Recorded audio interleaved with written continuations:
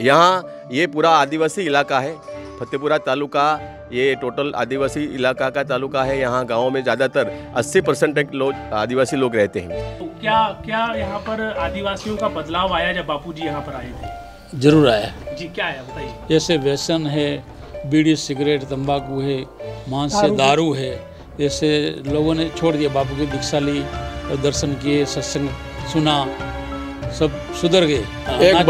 एक बड़ा यज्ञ किया था जो क्रिश्चियन लोगों जो हिंदू धर्म में वापसी लाने के लिए यज्ञ करके इनको वापस लाया गया था फतेहपुरा के बगल के उगल्स गांव में, और 2-3 हज़ार लोग इकट्ठा हुए थे। और मुझे याद है उस वक्त की बात है कि 25 परिवार जो क्रिश्चियन बन गए थे उनको हिंदू धर्म में वापसी लाए थे, और बापूजी तक रिपोर्ट गई। बापूजी बहुत खुश हुए थे, आशीर्वाद भी दिया था, उस वक्त की बात है। और ऐसे यहाँ के नज़दीक के गाँव में भी हिंदू लोगों को, आदिवासी लोगों को धर्मांतरण करवाने लेके छोटे छोटे चर्च बनाए हैं क्रिश्चियन मिशनरी को। तो वो इस पे ये समिति के लोग जाते हैं, उनको बंद करवाया है अभी। लेकिन फिर भी बापूजी अभी 9 साल से हमारे बीच नहीं है, तो ये मिशनरियों का जोर तो अभी भी भूगर्भ में चलता ही रहता है। सब लोगों की मांग है, सब लोग चाहते हैं कि बापूजी जल्दी से जल्द हम सबके बीच में आ जाएं। ये फतेहपुरा तालुका तहसील का सरस्वा गांव है, और 1997 में होली के बाद, होली की शिविर सूरत में संपन्न हुई। इसके बाद फतेहपुरा तहसील यहाँ से 7 किलोमीटर दूर है, वहाँ पर बापू का सत्संग समारोह का आयोजन किया गया था। तो बापूजी का रहने का इंतज़ाम यहाँ पर मेरे पीछे 2 कुटिया, शादी कुटिया हम लोगों ने बनाई थी। उस वक्त हम समिति के सब भाइयों के साथ मिलकर काम करते थे। यहाँ की तालुका समिति थी संतनापुर योग विधान सेवा समिति, और मेरे साथ में जो बैठे हैं अभी वो फतेहपुरा तालुका योग विधान सेवा समिति के प्रमुख हैं। श्री छत्र सिंह भी भारिया है, वो एक्स TDO भी रह चुके हैं। और मेरे राइट हैंड में जो बैठे हैं वो परसोत्तम भाई पटेल, जो पुराने साधक हैं, 25 साल से पहले पुराने साधक। इसके बगल में बैठे हैं वो इससे भी पुराने साधक हैं, जयंती भी प्रजापति। हम लोग दीक्षा नहीं लिया थे तो 7 बजे उठते थे। दीक्षा लिया जब से दीक्षा लिया है नहीं, हम लोग 4 बजे उठते सुबह, और बापू का मंत्र दीक्षा के कितना घंटा हमारा बच जाता है, और हम बापू का ही नाम लेते। हम गाँव में भी निकलते तो सब लोग हरिओम ऐसे बोलते।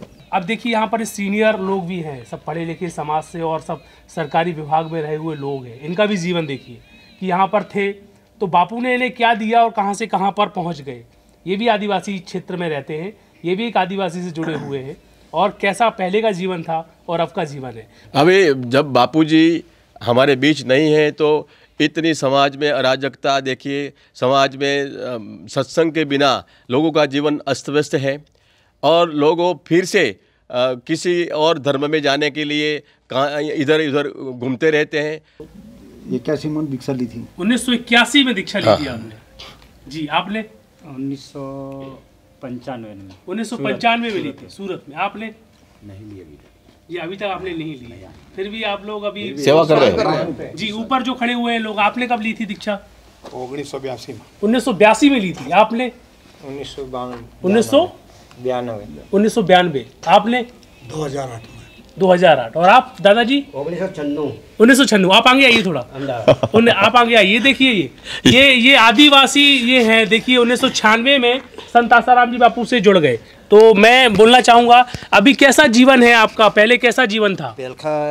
जीवन जी चलेगा बोलो कोई नहीं। गुजराती में बोलता है। हाँ कोई बात नहीं, बोलो। पहला मारा है ने जीवन है ने बहुत नबળું હલકું હતું। અમે મજૂરી ધંધો કામ કરતા, વ્યસન વસ્તુ कौन पीता था? दारू પીતા ખાતા ગમે તે થયા। પછી બાપુ પધાર્યા ને બાપુ આવ્યા ને તે રેલથી તૃપ્તિ દીદીના પ્રોગ્રામ ગુગસ હતો, તે ભંડારો કર્યો હતો।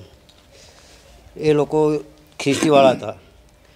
ખિસ્તીમાંથી બાપુએ પહેલાં મેં પાયડા છૂટા, અને બાપુએ ત્યાર પછી મારે દીક્ષા 1996 में अहमदाबाद गुरु पूर्णिमा में हमारी दीक्षा ली। तो यहाँ पर देखिए जिस तरीके से ये भी भारत सरकार में ज्वाइंट डायरेक्टर रहे हैं गुजरात सरकार के, और यहाँ पर आप भी बैठे हैं, आप भी भारत सरकार से जुड़े हुए हैं। तो मैं एक चीज़ पूछना चाहता हूँ, देखिए ये आदिवासी हैं, यही आदिवासी जब क्रिश्चियन मिशनरियाँ होती हैं उनको कुछ रुपयों का लालच देके धर्मांतरण कर दिया जाता है। आज ये बापूजी से जुड़े हुए हैं। काका जी, आपको अगर 4 करोड़ रुपए दिया जाए और बोला जाए कि आप ईसाई धर्म अपना लो, तो क्या आप अपना लोगे? ना अपना बापू जी का।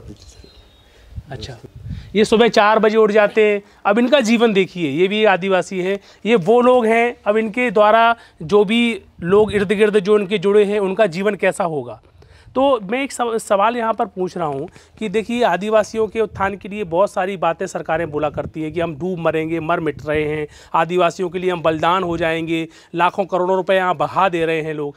तो भी इन आदिवासियों का यहाँ पर क्या लेवल है आप देख रहे होंगे। तो सच्ची सेवा कौन कर सकता है, आपको क्या लगता है? संतों कर सकते। संत जो गुरु जी है, संत है, जो आध्यात्मिक जीवन बताते हैं, संस्कार देते हैं, ऐसे धर्मगुरु ही बचा सकते हैं ऐसे समाज को और उत्थान भी कर सकते। सरकार की जो बातें हैं, जो सरकार की बात तो योजना ऑन पेपर होती है, लेकिन सच्ची जो विकास की बात है, लोगों को व्यसनों से मुक्ति दिलाना, लोगों को सच्चा जीवन सिखाना, कैसे जीना जाता है, आपका जीवन का सच्चा उद्देश्य क्या है, और जीवन का अपना परिवार का कैसे स्वस्थ जीवन, सुखी जीवन, सम्मानित जीवन जीने की क्या तरीका है, वो सरकार के पास इसकी कोई योजना नहीं है। ये तो सिर्फ बापूजी से संत ही दिखाते हैं। और वो बापूजी का उद्देश्य था, वो उद्देश्य जिन लोगों ने जीवन में जिस परिवार में अपनाया है, वो हमारे जैसे अधिकारी बने हैं, हमारे जैसे कई लोग पढ़े लिखे हैं। आज भी जो लोग समाज में, कुटुंब में जो सुखी हैं, संपन्न हैं, वो बापू की ही बदौलत है, बापू की ही कृपा है। जिस परिवार में कि आप जाइए, अब देखें तो क्या कि बापू जी की दीक्षा लेने के बाद हमारे परिवार में सुख संपन्नता बढ़ी है। अच्छा, बापू जी का आदिवासियों के प्रति कैसा प्रेम है, क्या है? जैसे कि कुछ समय पहले आप चर्चा कर रहे थे कि इनके जीवन में कैसा इनका प्रेम था आपका, कि बापूजी सपने में आए और वो चीज़ हुई, वो बताइए, दृष्टिकोण बताइए थोड़ा, क्या था और जब क्या इनका तालमेल बताइए, क्या अनुभव रहा? मुझे बताते हैं कि महेश भाई, मैं ट्रैक्टर चलाता था, सपना आया कि बापूजी मेरे गांव आने वाले हैं और आए हैं। तो मैंने उसको बताया कि जो बापूजी ने सपने में बताया है तो वो तो सच ही होगा। और हम लोगों को समिति के अग्रणी थे, तो हमको बापूजी को लेने के लिए संतरामपुर से आगे लुनावाड़ा से आगे शहरा तक हमको जाना था कि बापूजी इलाका कैसे आएंगे। तो हम गाड़ी लेकर गए थे, तो हम सामने देखते हैं सब लोग हमारे साथ में गाड़ी में थे, तो बापूजी की वाइट कलर की गाड़ी थी, और 100 की स्पीड पे पसार हो गई। तुरंत हमारी गाड़ी हमने रिवर्स की, लेकिन बापूजी गाड़ी को हम नहीं पकड़ पाए, हमारी गाड़ी बिगड़ गई और गाड़ी दुरुस्त करने में हमको 1 घंटा लग गया। और बापूजी ने जैसे सपना में इनको बताया था, वैसे बापूजी किसी को पूछे बिना डायरेक्ट संतरामपुर से कच्चे रास्ते से इनके गाँव आए, बाबरोल में। गुटी में फुलार दिया था। हाँ है, गुटी में फुलार था, अपन नहीं गए। हाँ, तो वो इनके शब्दों से सुने, वो बच्चे बहुत बारे बोली। हाँ, गुटी में सब आदमी है ना, फूल हार लेके बैठा था, बापू इधर से आएगा, पर बापू इधर से नहीं आया, डायरेक्ट बाबरोल से सरसवा है। इनके गांव डायरेक्ट गए, जैसे सपने में बताया था, जैसे तो बताया था, वही सब साधकों को भी बताया था, तो कोई मानते नहीं थे। गोठीप से आएगा, हीरापुर से, ऐसे बड़ा बड़ा सिटी पड़ता है, इधर तो पूरा डूंगर है, बड़ा बड़ा पहाड़ है, इसमें ये रास्ते से बापू आए। तो आपने एक दिन पहले सपना देखा था? हाँ, वही सपना देखा था, सबको बताया था। हम लेने के लिए गए थे, हम पीछे रह गए, बापूजी इनके गांव गए, फिर बाद में हमको बापूजी कहाँ गए ढूंढते हम यहाँ आए। सेवा कर रहा था फतेहपुरा में, क्या कर रहे थे? रसोड़ा सेवा में थे, जहाँ सत्संग कार्यक्रम था उसमें रसोई सेवा में था वो। तो बापूजी फिर यहाँ नहीं आए, डायरेक्ट सत्संग पंडाल में गए। हम लोगों ने यहाँ कुटिया बनाई थी, तो फिर बापूजी 1 घंटे के बाद आए, तो रोड पे से गाड़ी आती दिखी कि बापूजी आ रहे हैं, तो हम तो बहुत शर्मिंदा हो गए। लेने के लिए गए थे, तो बापूजी को ले नहीं पाए हम। फिर हमके दंडोत प्रणाम किया और कहा कि बापूजी आपको रहने के लिए सुविधा यहाँ की गई है। तो ठीक है तो ये हमने बताया नहीं बात। क्या हुआ, कोई बातचीत हुई इस समय, क्या हुआ था? नहीं, बातचीत नहीं हुआ था, रसोड़ा में थे, बस आपके गाँव में आए थे? हाँ, गांव में से आए थे बापूजी। आप लोग और छाछ लेने वाले आता था ना, उसको बापूजी ने 100 रुपया दिया, मेरे को बताया था गांव वाले ने। त्यारे आजूबाजू एरिया में बहु लोगों ये बल्लिया गांव में ना साहब, बकरा मारते थे घर के आगे।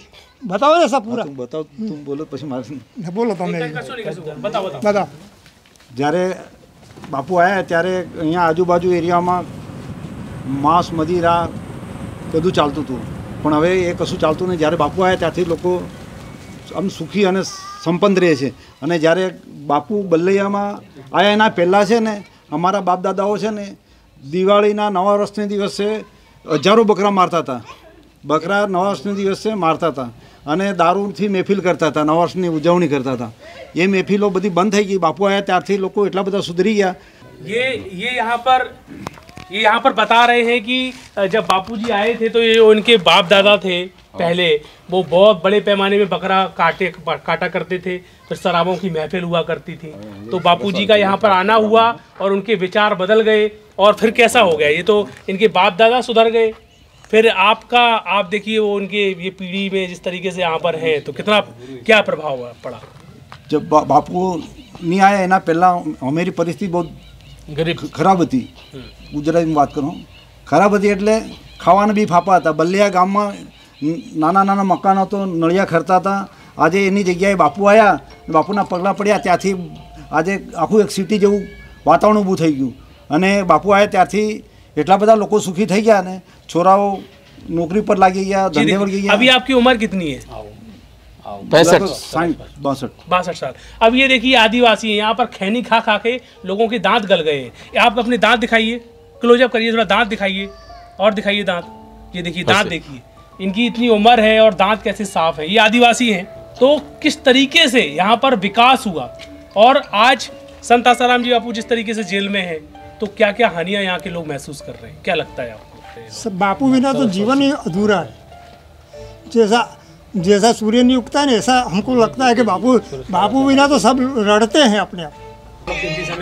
हरिओम हरिओम हरिओम हरिओम हरिओम हरिओम हरिओम.